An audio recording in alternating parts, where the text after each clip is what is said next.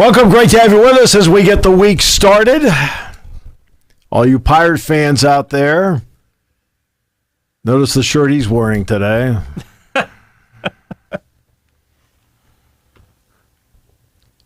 Time now for 49 good San Francisco seconds.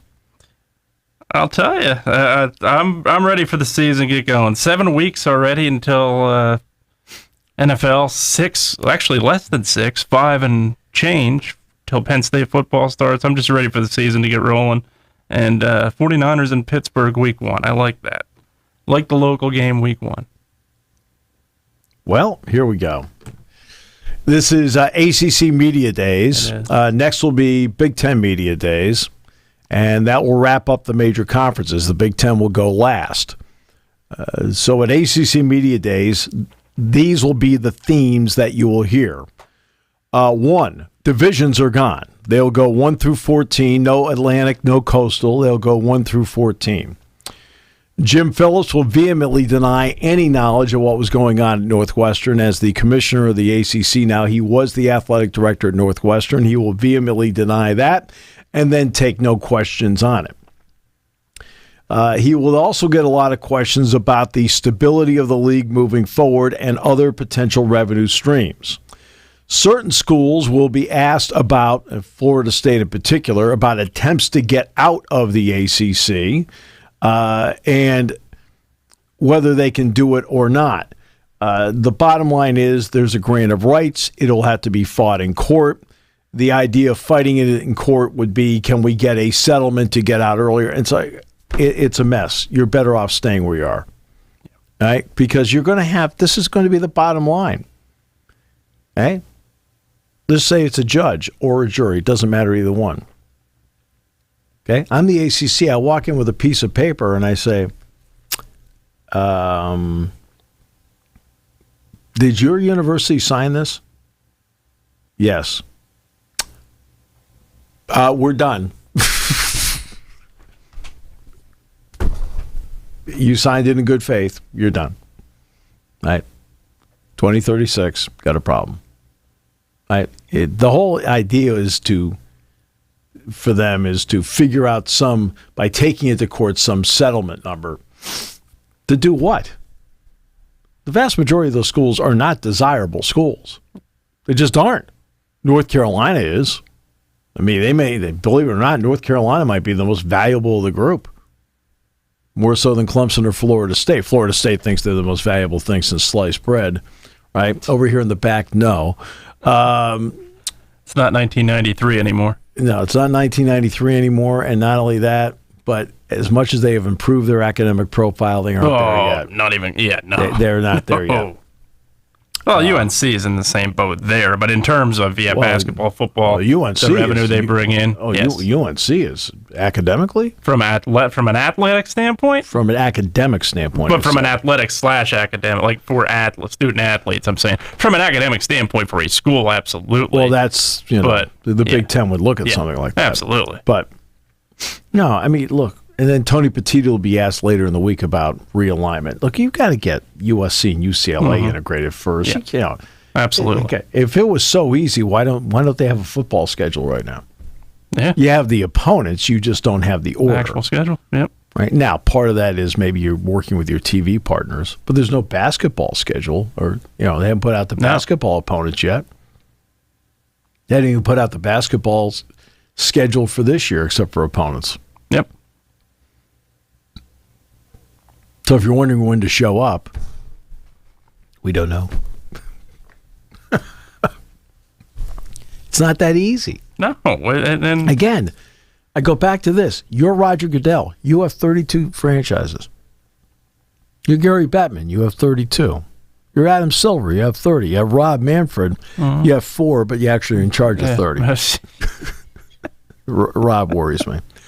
Just a bit. Yeah, just a bit. And I was signing baseballs the other night and had Manfred's signature on it. I said, isn't this the more valuable signature? People kept looking at me going, no. I'm like, okay.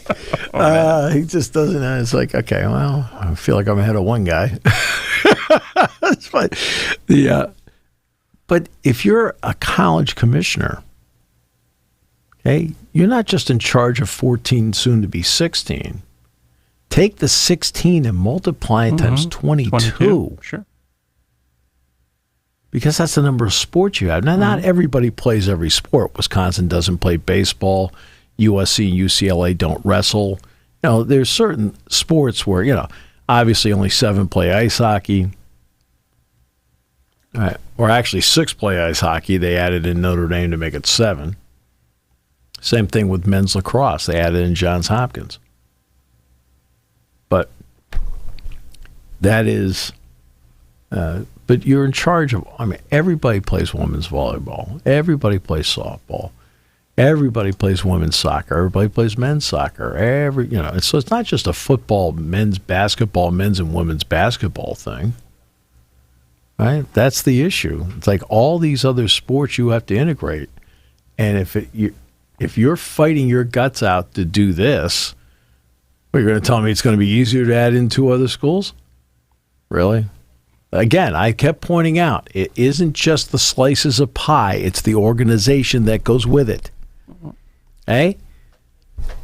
Anybody that's added has to make the slice of pie bigger. Simple economics. Very simple economics. It's a concept that for some reason, there are a lot of people that talk about this that don't get it. When you add in somebody, okay, it has to take the slice of pie, and instead of, now we have 16 parts, smaller, it has to be done in such a way where, everybody, it's 16 parts, but the slices are all bigger. Simple economics. It's not brain surgery. And then the other part's organization. How do you make it work? Because you have a lot of sports that don't generate enough to get you on the positive side. Right? They all generate revenue, but but the expenses far outweigh the revenue. Like way out, like by a healthy margin. But those sports, you have to figure out how to integrate them. You still have to do it. So, still have another, can't say year. I think you've got to have this whole thing solved in 8 months. In 8 months, you have to have it solved because a year from now, you're playing. Right? They are officially in the conference 53 weeks from today. Okay? 53 weeks. They're officially in. So you go from there. The World Cup women will play Netherlands on Wednesday. Beat Vietnam 3-0. Vietnam literally did not have a shot. It's very difficult to win when that happens. Typically, that's you want to try to. I'm not going to sit here and be an expert, but having no shots on goal normally is a formula that does not win the game. Typically, and I'm pretty sure you're not going to find the net in any way, unless you run into it via sprint. I don't think you are going to find the net if you don't have any shots on goal. Yeah, that's just me. So they always say soccer's a complicated sport. I think we have that one part figured out, though. I'm fairly certain. Yeah, I feel good about that. Same. Yeah, feel good about it. The Eli Gold, my friend Eli Gold, after being in the hospital for 186 days battling cancer, is going to call Alabama football again this year. Thrilled for him. He's one of the nicest guys I ever met. Going back, first time I met Eli, he was doing Alabama basketball. I met him down in Charleston.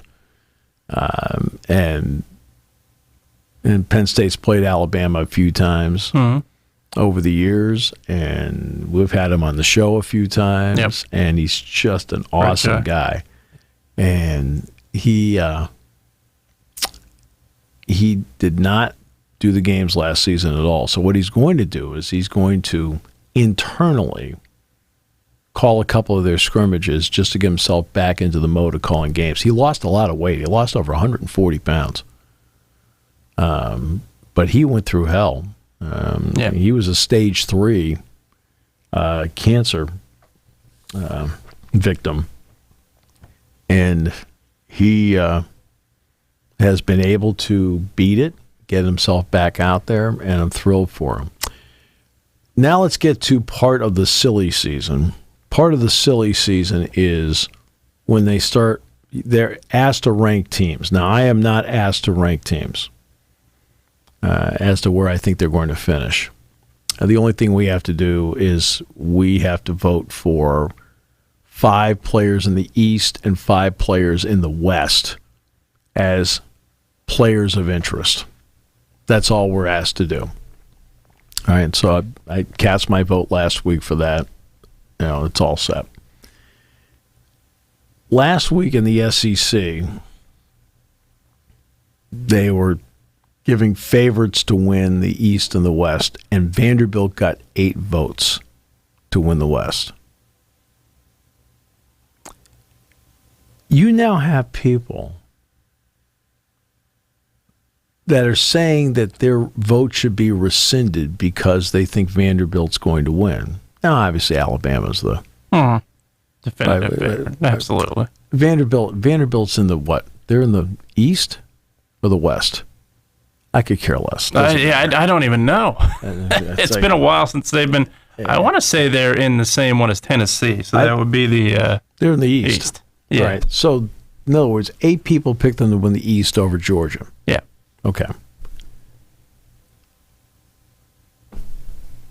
So what? So now you have people saying that they should have their votes taken away because they voted for Vanderbilt. Well, this is what bothers me about that. Number one, it doesn't matter. Nope. Because all you're doing is expressing an opinion. Mm-hmm. It has nothing to do with winning or losing. Right. It is only an opinion. Mm-hmm. So, in other words, if you're not going along with the group think, you should lose your vote. Hey, guess what? Your vote for Georgia may be wrong. Yeah. It may be Tennessee this year. It may be Florida this year. It may be, I don't know. Let's just play the games and see how it goes. I can't stand these preseason rankings to begin with, but they're just opinions. And then when somebody expresses an opinion, well, you should have your vote taken away. Why? But because my opinion is different than yours? That's ridiculous. Now, do I think Vanderbilt's going to win the division? No. Of course I don't. Heck no. Do I think the people who voted for them should have their vote taken away? No, who cares? It's irrelevant. That might be their way of saying this is irrelevant. Yeah, when the college football playoff was not around, the preseason rankings did mean something. I think they meant a lot because at that point you had to understand from the outside looking in. Well, I'm not talking about the top 25. I'm talking about looking at who's going to be the favorites at media day. Doing the conference. Yeah. Who cares? Well, I'd go one further. I don't even care about the top 25 at this point. Not when the playoffs are here. At this point, that's what matters the most.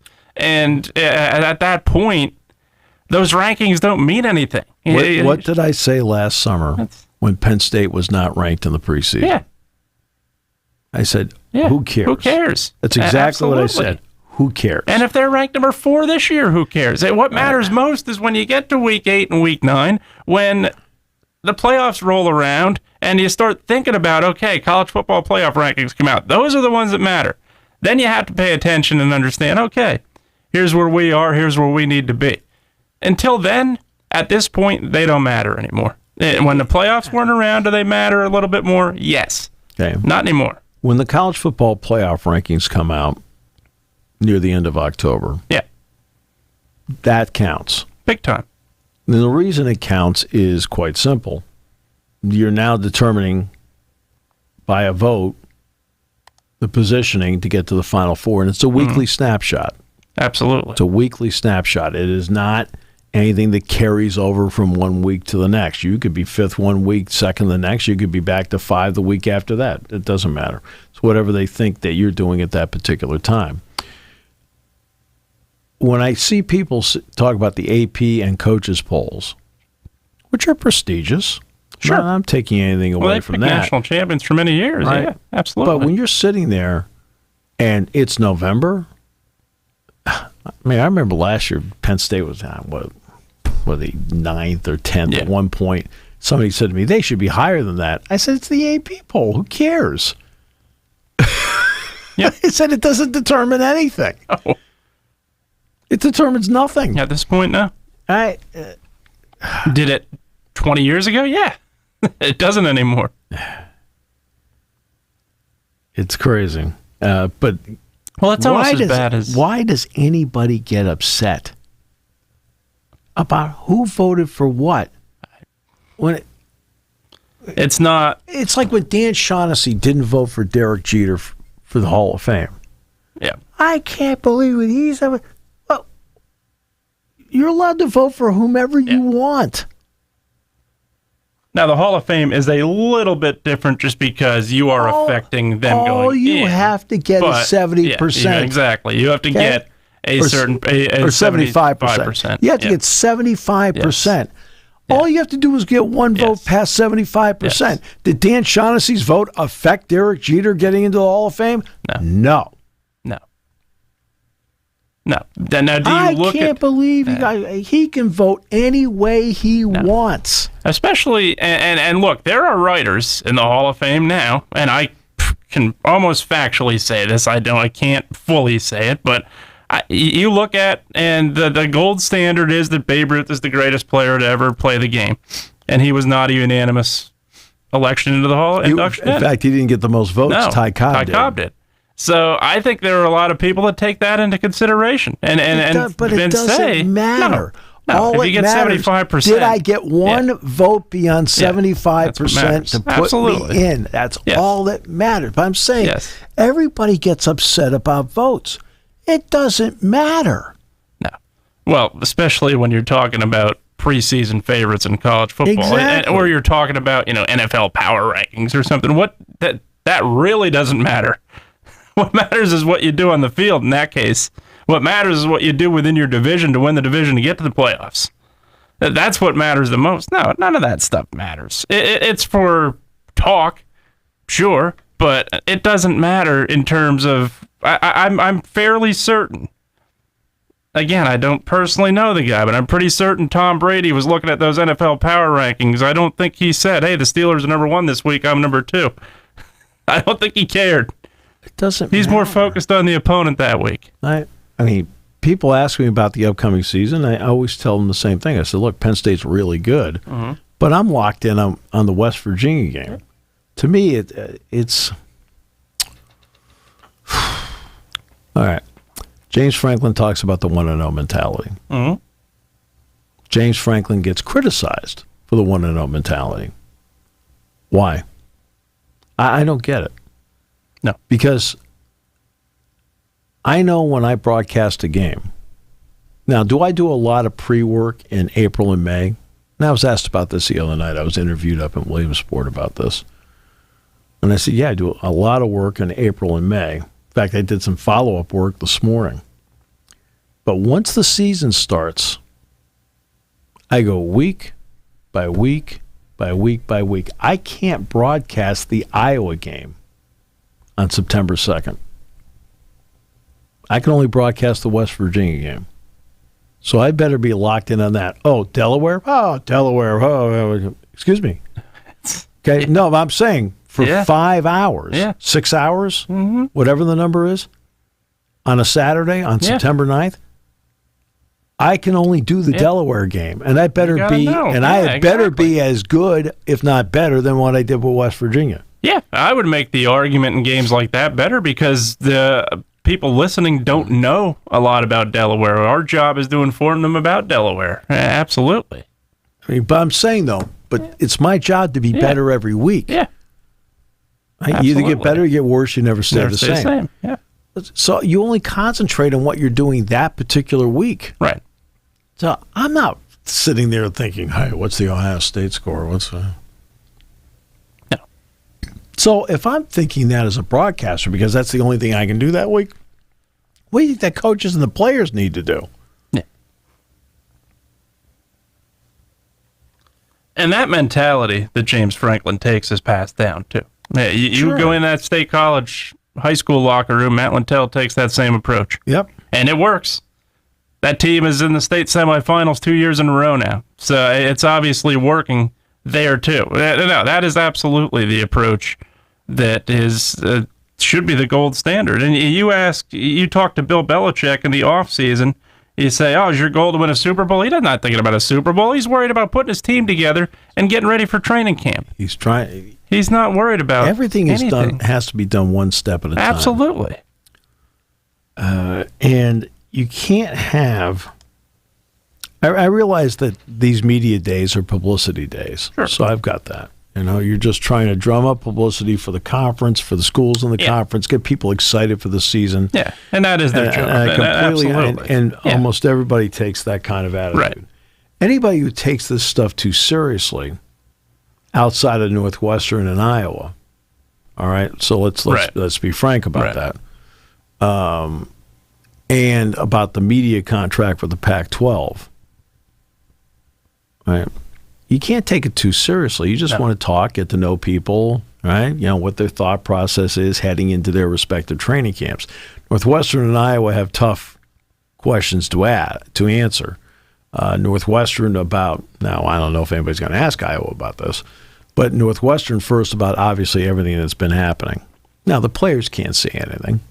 No. And the new head coach, the interim head coach, Braun, can't say anything, but they're still going to be asked about it. Absolutely. Over and over and over. Iowa, why isn't Noah Shannon there? Right.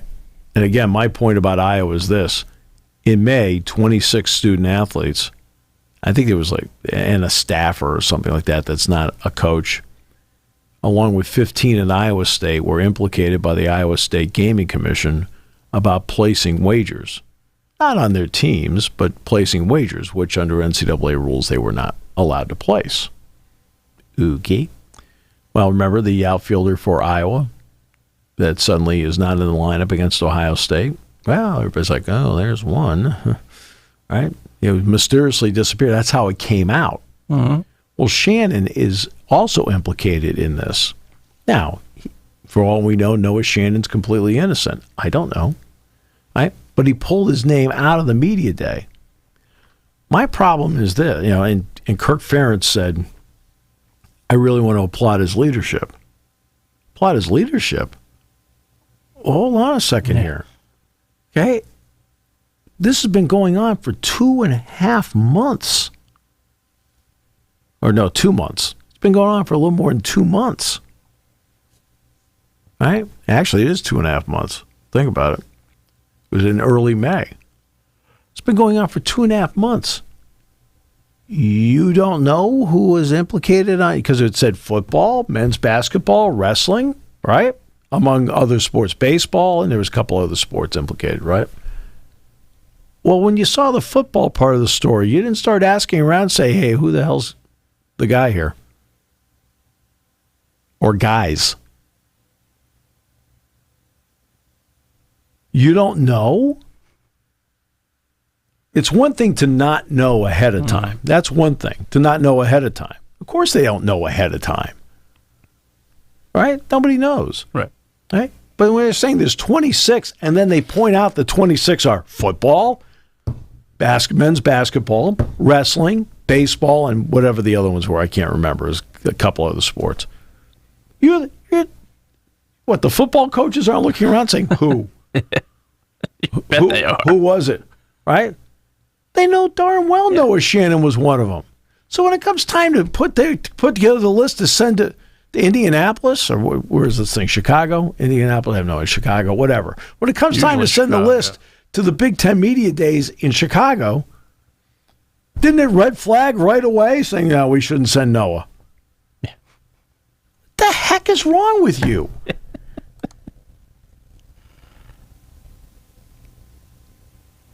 Yep. And then Shannon has to explain why he's not going.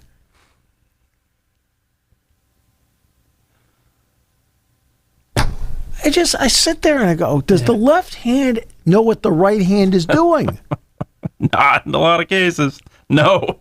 I'm saying that's got to be a question that's asked. There's going to be several questions. Of course it's going to be. Number one, the gambling investigation as to what's going on at the university. Period. At the University of Iowa. Period.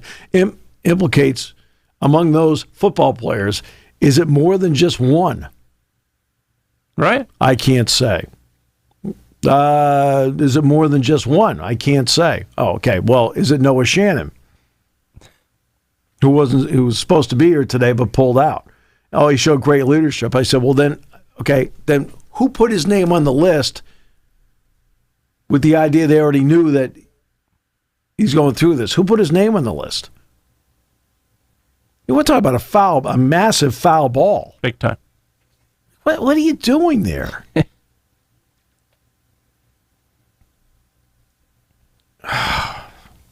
Unreal. Yeah. What's next? They're going to boo injured players? Oh, they already did that. No, they don't do that kind of stuff. They already did that. They don't do that. Fans don't point to their chest or anything. Coaches don't do that kind of stuff. No. Yeah. No, they don't do that. Because Iowa runs such an up-tempo offense that you have to slow it down. I'll get back to you on that. I'll tell you, I'll never forget. I looked over at Jack. I was like, I said, they huddle. It's unbelievable. That was the part to me that was the most baffling. I just, when that came out, I'm thinking, what? I remember when Jonathan Sutherland went down to a knee, okay, on the field. Everybody went, oh, they started booing left and right. The official told him to do that. Okay? It's like, come on. You guys are just... yeah. And you know why? I'll be honest with you. I'll tell you my personal opinion as to why it got that way out there. Because of the fact that Penn State in wrestling kicks their butt almost every year. Yeah, and I think part of it. I think that's a big definitely part of it. So now Penn State football comes out, and I know it was a big game. It was 3 against 4 or whatever it was at the time. Yeah. All right. But I'm telling you, the wrestling part plays a role in it because Penn State has taken them and they have just backhanded them off. Absolutely, and they've done it at their place, which they're not used to. They don't lose a Carver Hawkeye. Right. Yeah, and Penn State has dominated them. Yeah, no, I agree with you. I think that's a big part of it. Absolutely. I think, obviously the things of the past, you go back to the year that Bill O'Brien absolutely thumped them on the road. Oh, yeah. Kyle Carter made that great catch. Yeah. Matt McGloin. I think that plays part of it. The touchdown pass from Trace McSorley to Juwan Johnson. 1 second left. Final play of the game. Yep. At the buzzer, literally. Yep. Absolutely. Saquon Barkley hurdling a defender to the point that it faked him to the ground. Yeah. Yeah. All of that stuff plays a role. Comes into play. Absolutely. It's... when we talk about the silly season, we talked about the rankings part of it, right? It's like, who cares what somebody's ranked to start the season? I mean, it doesn't matter, right? Here's one I've been sitting back, and of course, I don't read any of this stuff, but I see the headlines.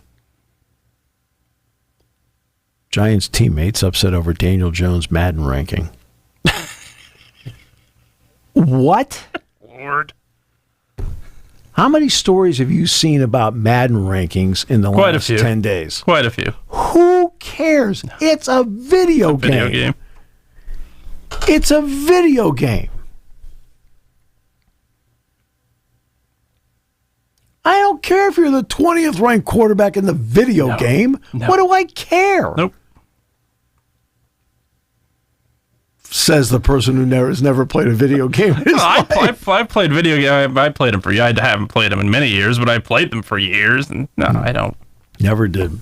My kids did. I definitely played. My kids did. They're like, Dad, you want? I'm like, I'm brilliant. Years ago, I played them, absolutely. But that stuff matters nothing. That is the kind of thing, though, Michael Jordan would take personal. But it doesn't matter. It doesn't mean a darn thing. It's a video game. It doesn't mean a darn thing. My Madden ranking is I'm the 4th best running back in the Madden game. Like, go ahead and be the first best running back on the field through 18 weeks. I mean, what are we doing here? Yeah. It's like we live in this fantasy world, and we have stories created around a fantasy world. There's reality out there.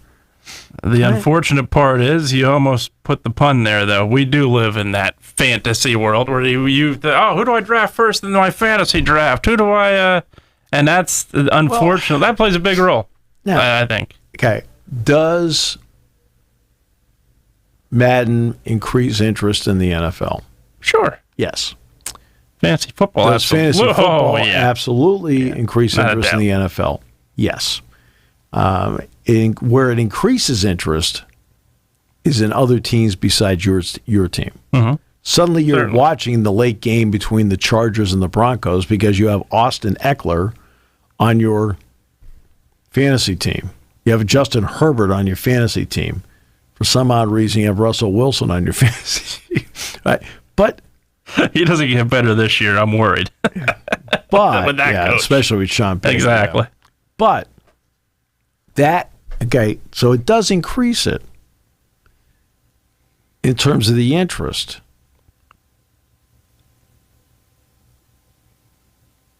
Which is great. Yeah. But it's still there's a reality out there. The reality is actually playing the games. Sure. Yeah, there's a lead up and a build up to the game. There's obviously a lot of post game stuff that goes on. Football's a week by week thing, so you have 6 days to write the lead up to its first 3 days of the next week to post mortem, and 3 more days to build up to the next one. Whatever. Okay. Baseball's a night by night deal. Basketball for the most part's every other night. NHL for the most part's every other night. But football is week by week. And I think that fantasy, I've never once played it, ever. I never did either. I've been asked who knows how many times to join leagues, and I've said, no, I don't want to. I'm too busy. I mean, to be honest with you, I'm too busy. Yep. Okay? I'm too busy getting ready for the game I have to do that week. But I'd rather play fantasy football or be at a practice. I think I'll go to practice because that's reality. And that's my job. But I don't. All these stories, I realize people have to come up with stories. I got that. When the New York Times cuts its entire sports department, they cut the entire sports department. The New York Times cut its sports department. Now, they own The Athletic. And, of course, they just had a lot of layoffs of The Athletic. Baseball was. Yeah, a lot of layoffs there, including our great friend Rob Beer Temple. Yep. Right? I'm glad Audrey was able to, anybody that we know that survives, we're thrilled for. Yep. Jordan Rodriguez also. Yep. So you have to, Jordan's been a frequent guest on this show. So I understand that they have to come up with stuff. So that part I understand. That doesn't mean I want to read it. What the heck do I want to read about Madden for? I could care less what the Madden rankings are. I could care less what guy I should pick in the fantasy. I don't play fantasy football, so I could care less about who should I pick and why. I don't know. Throw a dart. It's fantasy football. I mean, I have no idea. Your fantasy baseball team. It doesn't matter to me. Nope. I don't play them either. I haven't played any fantasy sports whatsoever. But is it a story? No. And maybe you have your own, especially the fact that you really at this point have plenty of shows that devote yourself to that. So that becomes a story then for them. It's not a story, a headline. I mean, the fact that Josh Jacobs and Saquon Barkley and Tony Pollard were devalued. Big time. Right? Yeah. That's a story. Mm-hmm. What I am intrigued by is how many people write the story and, to me, miss a part of the story. I never see anything written about the union. Okay? Right. Okay? I never see anything written about the union. So why? Well, they had a golden opportunity in this last CBA to allow you to be franchised once, not twice, and they didn't change it. So Saquon Barkley and Josh Jacobs and Tony Pollard could all be franchised again next year. Mm-hmm. So when you sign a 5-year contract, your rookie contract, your 5-year deal, 4 years plus the team option, they pick up the team option. To be honest with you, you're beholden to them for 7 if they so desire. Mm-hmm. That's never talked about. No. I'll never forget with Le'Veon Bell. T. Frank was here, and he said, it's immoral what they're doing to him. And I said, they're not doing anything wrong. Okay? His own union said you can do this. He doesn't have a union grievance. Yep. Because his own union says you're allowed to do it. And when they had a chance to renegotiate it in the new CBA, they didn't take it out. Yep. Why? No, agreed 100%. And I mean, what are you? Okay, the owners are like, it's almost like that was one of those. Well, don't worry about that. We're good. That's exactly what it was. Yeah, that's exactly on both sides. On both sides. Yeah, that's exactly what it was. Because the franchise tag was originally put in place actually for quarterbacks. Right. That was the idea behind it. Look, we can't let the quarterbacks be roaming free. Yeah. And Lamar Jackson, to his credit, used his franchise tag and ended up getting a big contract. Mm-hmm. Okay. Yeah, a lot of others have as well. And that's the biggest thing is people look at it on the outside looking in, and I'm going to call them unknowledgeable because a lot of them are when it comes to this. And they look at it and say, well, Saquon Barkley's being paid in the top tier running backs this year. Why can't he report to camp? Saquon Barkley, Tony Pollard, Josh Jacobs are one step away from not playing football again. They need that guaranteed contract. Right. That's where it factors in a big way. Look, this guy produced 27.7% of his team's offense, which was 5th in the National Football League. Look what Tony Pollard did to the Cowboys. Right. Oh yeah. How much better he made them. Yeah, he made them a lot better. But see, Saquon's the most productive of the group. Oh, sure. When he's healthy, absolutely. Well, now when he's healthy, this past season, he produced 27.7% of his team's offense. That was huge. 5th. You want to know how many wide receivers were in front of him? One. Justin Jefferson. That was it. Yeah. Right? No, that's it. The only wide receiver in front of him in terms of production from the line of scrimmage was Justin Jefferson. And I don't care how I get yards or touchdowns. Mm-hmm. If it turns out he's the guy I need, he's the guy I need. Daniel Jones's numbers are way out of whack. When Saquon's in the lineup, way up. When he's out of the lineup, way down. It doesn't take a genius to look at some of this stuff and say, okay. And Saquon was looking for $22 million, I think. He was not looking for McCaffrey money at $30. Your team dramatically overpays for everything, right? Including that contract on. Okay. Well, there's a prime example, though. People talk about, the running back position has died down. What did Christian McCaffrey do to the 49ers? Right. They won 10 straight. Yep. Yeah, that's absolutely false when it comes to that. You talk about the production Barkley had. That is, look at rookie year of Ezekiel Elliott in 2016. Right. For crying out loud, that is a joke when I hear the running back's not as relevant as it used to be. For crying out loud, it might be a passing league, but the running back is very, very relevant. Right. But that's a story, though. Sure. Okay? Now, that's a legitimate story going in. What your Madden ranking is no story. I realize, from the writer's point of view, they've got to come up with something. Here are my top 10 offensive players. Here are my top 10 defensive players. Here are my top 10 hitters. Here are my top 10 pitchers, my top 10 relievers, my top 10 middle relievers. Okay? You're just trying to invent stories to keep your career alive, and I'm fine. I'm fine with that. Does that mean that I want to read it? No. No. I've seen 8,000 basketball debates. LeBron and Jordan and Kobe. I don't care.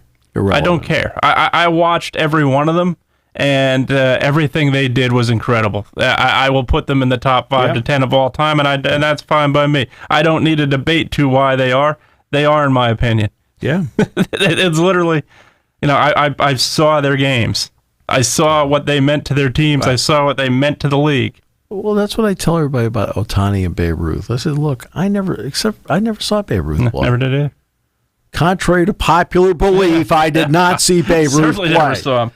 And you talk, and it's so I can talk about guys I've seen play. Okay, I saw Mays, I saw Aaron, people like that. Okay, I didn't see Babe Ruth play.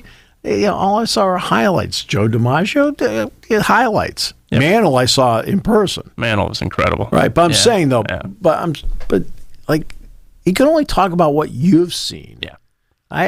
Let's compare him to Ruth. Compare him to Ruth. I didn't see Ruth play. The other part I think that annoys me is when they do and look, ESPN was as guilty as this with putting Michael Jordan, the athlete of the century. Greatest athlete to his sport, you can make that argument any day. Greatest athlete, you forget about Bo Jacksons of the world, Jim Thorpe's of the world. Yeah, but again, those are just lists. Those are lists. Somebody's opinion. It's somebody's opinion. That's fine. Just like eight individuals put Vanderbilt first. Yeah. Okay? But you have to be careful using the term athlete. Bo Jackson was an athlete. He could play anything.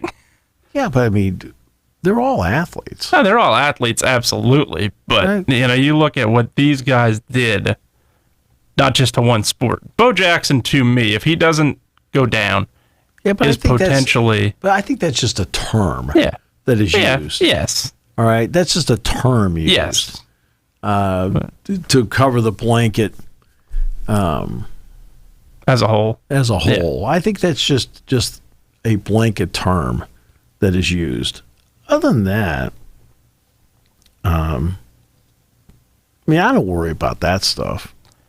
No, I don't worry about it. It brings up, but when people as an athlete, Danny Ainge was a better basketball combo player, than some people. John Elway was a pretty solid baseball player. Absolutely. Solid baseball player, solid basketball player. Dave Winfield, same thing. Okay, Dave Win, but the difference is that Ainge did it at the major league level. Yeah. Winfield didn't do it. Yep. Winfield only played baseball at the major league level. Yep. Ainge did it in both. Yeah. Just like Bo did it in both. Bo was, Deion Sanders. Deion Sanders. But that's... I think that's just a blanket terminology in terms of. I do think the UFC / MMA / whatever they call it nowadays is missing out. They could very easily promote Bo Nickel with a few Bo No's. I certainly think. Now, for all we know, that's copyrighted. Yeah, it could be. You know that? Yeah. That was. It could very well be copyrighted. So. Yep. And I don't. But I don't blame any writer for writing. No, it's opinions. I don't blame any writer for writing the story. No. Because they're trying to keep their careers alive. I mean, print journalism, and I've said this many times, if the Athletic fails. Yeah, especially slow times, too. That's another thing. I'm saying if the Athletic fails, and I've said this for 2 years now, I think the whole thing is close to being flushed. Because it changed so much. I think when you look at when the Athletic came in, I think that it really, when the Athletic first came in, I think there are people that are now employed by the Athletic didn't believe it and felt like, well, I'm not sure what this is. And now you look at it, it's a big standard. I don't think there's any doubt about that. If that were to fail, I think that certainly would be big trouble. And this is I'm talking about long form journalism here. Certainly. Talking about long form, not short form, whatever. Yep. It's not like, the on3.com, 247 Sports, Penn Live, whatever it may be. It's not like they're out there cranking out stories left and right and doing a great job. Right? Doing a great job. Rivals.com, Blue White Illustrated, they're doing a great job cranking out as many stories as they can crank out. But the days of, a couple weeks ago, I was at Cape Cod. So I was there on a Sunday. I bought the Sunday Boston Globe. And one thing about the Sunday Globe, and it's always been a standard going back to the days of Will McDonough, Sean's dad, and others, where every Sunday would be a full page of notes on baseball, full page of notes on hockey, full page of notes on the NBA. I'm talking about full page here, no ads, and a full page on the NFL. They still do that, right, on a Sunday. Even though instead of maybe being 15 to 20 pages of sports. And that Sunday paper probably was 8. Right? So, I mean, even that's been reduced. Big time. But, I mean, I like having a newspaper in my hands. Yeah. I like the ability to sit there and read. I always have. And look, what is it? Is it Progressive? Dr. Rick? Where he sits there. I know what you're talking about, but I can't remember who the ads are you being like your parents or something like that? Yeah. And somebody was talking about, you don't print out the internet. Yeah, I do. I print out the internet. You want to know why? It's easier for me to work off a piece of paper as I'm working on my computer. Absolutely. Instead of going back and forth, back and forth. Like, I'm sick and tired of going back and forth. Yep. I just want to have it in front of me and go, okay. Yep. Right. But I like having a newspaper to read. I can pick and choose the time I want to do it, whatever. Right. All right. And is it old-fashioned? Sure. Mm-hmm. Can you learn a lot just taking some time and reading? Yeah. Right? Instead of getting little flash headlines here and there. It's not like I mean like that, but like anybody, I take flash headlines. Of course. But I think a lot of these print, not a lot, I'd say a few of these print papers have done a great job in adapting to everything at the moment. The question is, can they continue to sustain it? They're all losing money. Exactly. They're losing significant money. And will they sustain it? It's going to be hard to tell. And the arguments for so many years are now, unfortunately, going away. I think that people would say, newspaper or computer. Well, it's a lot easier to take a newspaper to certain parts of our house. You can do that at your phone now. And that eliminates that. And you look at the Sunday paper, the one thing that was huge with the Sunday papers, and still is, was coupons. Sure. Now you have apps. So all of that stuff, unfortunately, is getting mass competition, and you're going to lose a lot of money doing it. And unfortunately, you just hope. I'm the same way. I'm old school. I love the newspaper. Yep. I love having it in my hand physically. It's a lot easier to do that, and it's difficult. You just hope that they can hold on, but you're absolutely right. The competition is getting a lot tougher for these people. Former Northwestern volleyball player filed a lawsuit today in Illinois claiming that the school and its athletic department were negligent in response to an alleged hazing incident that occurred in the spring of 2021. She was injured while running sprints as part of a punishment sanctioned by the head coach Shane Davis, and that Davis enabled a culture of racism, bullying, harassment, hazing, and retaliation within Northwestern's volleyball program. Davis is listed as a defendant in the lawsuit, along with the school's 2 most recent presidents and 3 most recent athletic directors. She is listed as Jane Doe in the lawsuit, so we don't know which player it is, but the player attended between 2019 and 2023. She said she contracted COVID in February 21, and the coaches decided to punish her for breaking the team's COVID safety guidelines. She said she followed the guidelines. In early March of that year, according to the lawsuit, Davis told team captains to pick a punishment for the player. The captains made the player run suicide sprints that included diving to the ground at each line of the gymnasium floor while her teammates and coaches watched. She said she was injured and required medical attention after completing the sprints. The following day, Northwestern opened an investigation into hazing within the program. According to the lawsuit, the player said the school eventually determined hazing had occurred but did not share the final results of the investigation with her. It did not punish any of the volleyball coaches or the players. So more and more is coming out every day. And you feel like the player said she was isolated after the incident, that Davis refused to properly coach her during practices. She met with athletic director Derek Gregg concerning the team's culture during the 21-22 academic year. According to the lawsuit, she remained on the team through December 22 when she medically retired from the sport. Okay. So that's the next one of those. Yeah. And again, the player's not named. She is listed as Jane Doe. I I am baffled by the Shohei Ohtani stories. It's been over and over and over again. More Shohei Ohtani stories. Maybe Artie Moreno's feeding it. They're talking about all the top 100 prospects they need to get. Please, don't be an idiot. For all these proposed trade stories, again, these are all stories to keep your... Sure. Okay, I got it. Yep. Okay, I got it. Look, if I'm sitting in their seats, I'm trying to figure out ways to keep cranking out stories about something. But I'm sorry. Hey, outside of Herschel Walker, which gigantic trade of a star someplace led to you revitalizing your team? Okay, I've got the transcendent generational talent. I do everything I can to keep him. Everybody wants him. I've got him. Yeah. Okay, we'll figure out a way to build around the dude, but we got to keep him. Yeah. And he sells me tickets, and he gets me TV ratings, and it's like, oh, crazy. We are coming up on the 40th anniversary of the Pine Tar game. That is. Okay, 40 years ago. Man. And I was watching the game that day. It was on WPIX. Yep. A lot of Yankee games at that time. Yeah, but I'm watching the game.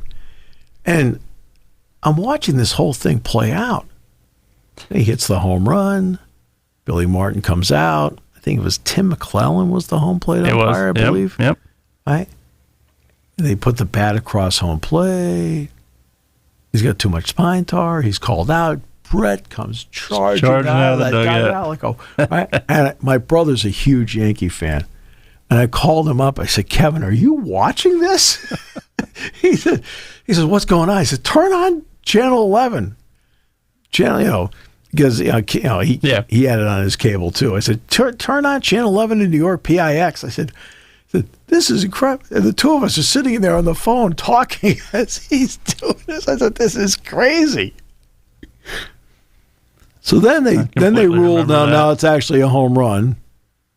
All right. Weeks later. Yeah. And they had to pick up the game in whatever inning. Yep. Like the 10th inning. It was in the I was going to say it was extra innings. Right. Yeah, I remember that.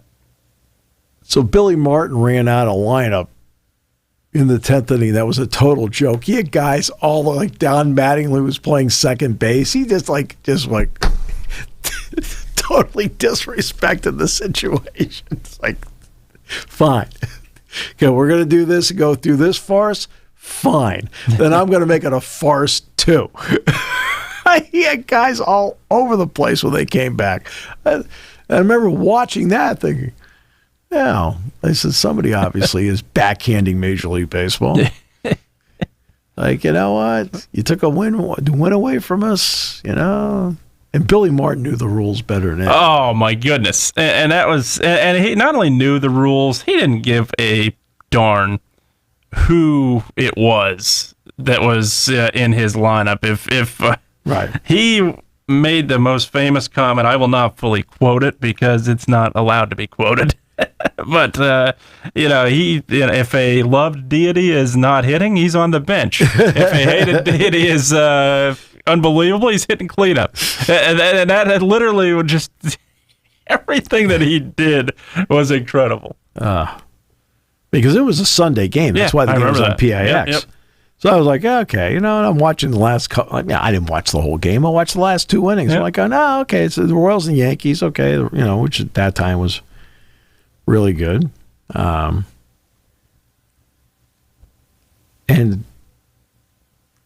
the whole thing was crazy. It was. And to watch him charge out of the dugout. That was the best part. Best part. They have bobbleheads and figurines and everything else of that moment now because of that, with him charging out. Absolutely incredible. I mean, it looked like you on payday. Where's the rest of it? What?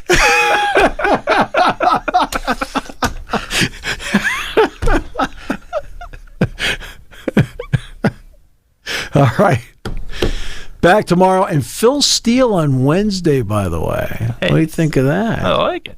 Yeah. Well, absolutely. We used to call that the pretty much the absolute book of books when it came to college football. Me and Pat, the late great Pat Bowlen.